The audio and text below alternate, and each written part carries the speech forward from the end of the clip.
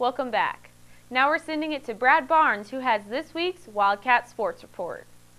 Hello and welcome to this week's edition of the Wildcat Sports Report. This past weekend was senior night in the Collins Center.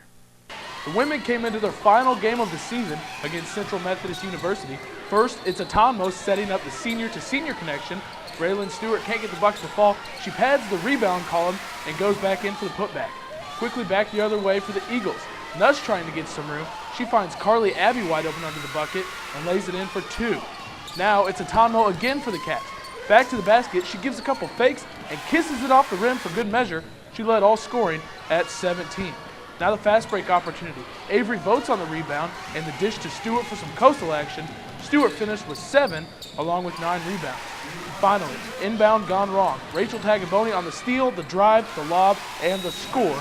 She has 5 off the bench. Wildcats drop and end their season by a count of 57-52. The Baker men's basketball team came into Saturday's contest fresh off of a loss at Benedictine College. The men needed a win to secure the third-place spot in the conference, and after 10 years off, the Baker boys are finally back in the race. The Wildcats played great offensively in this one. Corey Anderson, top of the key, drives, puts in the floater. There must have been a pot of gold at the end of that rainbow. Wildcats led early. Now it's Anderson again with the tip pass. Joe Wachter gets it. He's got teammates on both sides, but why not? He makes it rain from 15. Back on offense now. Honore showing some skills. The dish to Anderson, silky smooth. Anderson was 4 for 7 from downtown, and he had 23 on the night. Now Steinlage getting some love on offense, showing some big man moves. The hook is good, but not so fast. The Eagles had some skill of their own. Here it's Melvin Tillman. The beautiful drive here, good for 2. Eagles again now.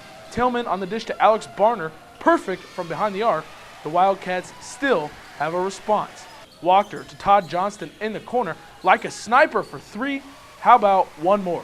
Johnston again. He's tired of the corner, so why not the top? Perfect for 3. Wildcats run away with this one, 90-75, and they clinch third place in the conference. They will play Benedictine on February 29th in the Collins Center. Both basketball teams got some great news early this week when the all-HAC teams were announced. Corey Anderson and Ben Steinlage were selected for the men, and it was Gloria Atamo and Shelby Petty for the women. Steinlage and Anderson are the leading scorers for Brett Ballard's squad, while Gloria is the go-to player for the Cats, along with the nation's top three-point shooter in Shelby Petty. Congratulations to all 4 players. Now moving away from the hardwood, the Baker cross-country team started off firing this season. The men brought home a conference championship, and the women secured the number 2 spot. That success moved on to the indoors track season, where both teams brought back gold. Now, Coach Kindler and his squads are targeting their first ever Triple Crown. The Baker track team is underway for its spring season, and this year there is a lot of expectations riding on the back of the athletes. In the fall, the men and women's cross-country teams took first and second in conference, and they followed it up with 2 first-place finishes in the indoor season. It was great to have that for indoor. Now we use that to kind of catapult us. For the ones, we have 6 national qualifiers. They continue on this weekend to go on and do some stuff out at Geneva, Ohio. And then for the rest of us, it's really just we're utilizing that to move us into the outdoor season and to continue training for another couple titles. The success so far this season is remarkable, and the teams are looking to carry it over to the outdoor season. Last year when we won the outdoor hack championship, we kind of went unnoticed, and we were kind of like, we don't get the respect that we deserve. So this year it was kind of like, we're just going to come out here, not really worry about the attention, and we're just going to, do what we do best and just work hard and, try to win.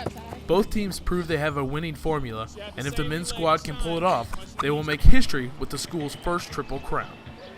Well, that Triple Crown is something that it's been a goal of mine ever since I've got here, and it's taken me a few years to get the team to where we were capable of doing that. And that's the kind of the upper echelon of what everybody's trying to achieve. Achieving that goal is close for the men's team.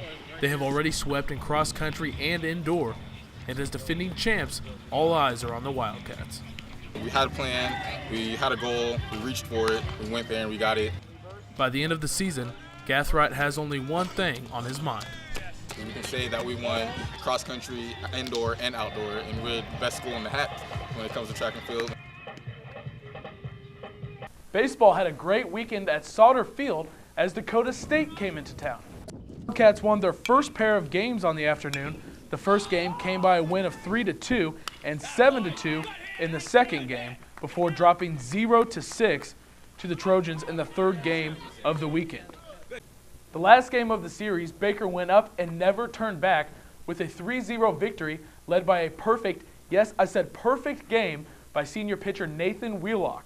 The performance earned him the Pitcher of the Week in the conference. The Wildcats now stand at 4-4. That's going to do it all for this week's edition of the Wildcat Sports Report. I'm your host, Brad Barnes. We'll see you next week. Thanks, Brad. This concludes this week's episode of Orangeline. I'm your host, Alex Schiraldi. We'll see you next week.